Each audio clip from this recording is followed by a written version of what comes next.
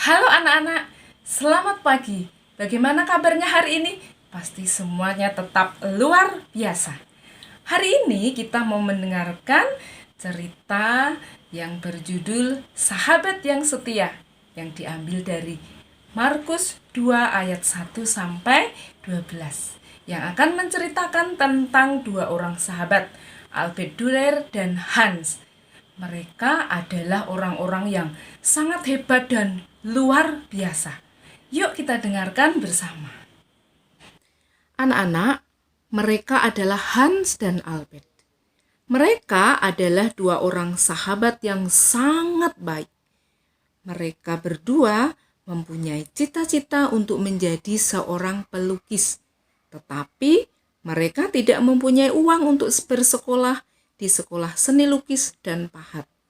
Untuk mengatasi masalah tersebut, mereka bersepakat untuk sekolah secara bergantian.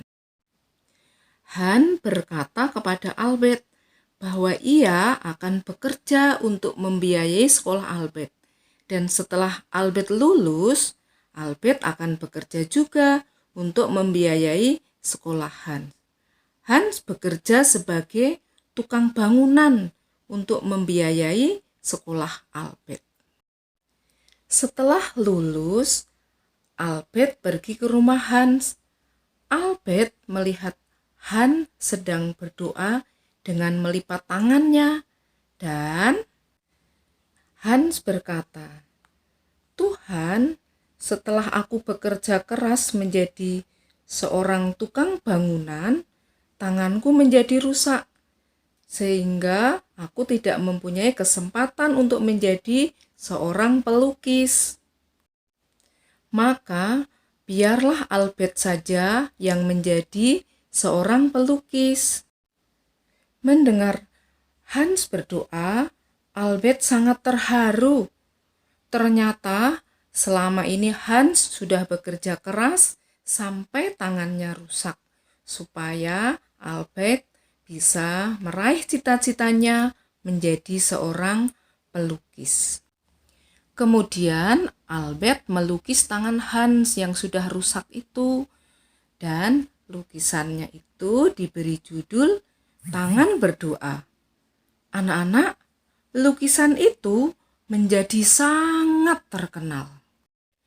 Mengapa Hans mau berkorban untuk Albert?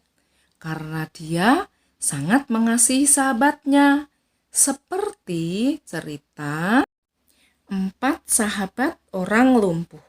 Mereka dengan setia menemani temannya dan rela bersusah payah menggotong temannya yang lumpuh. Berat tidak ya? Pasti berat. Tapi itu semua tetap dilakukan karena kasih yang besar.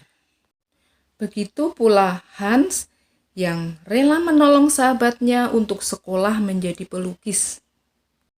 Kasih sayang membuat dia mau menolong temannya yang sedang kesulitan.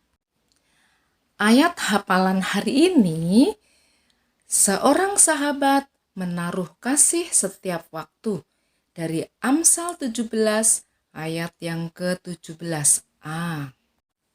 Mari anak-anak kita berdoa. Tuhan Yesus yang baik, ajarku untuk menjadi sahabat yang suka menolong. Dalam namamu kami berdoa. Amin.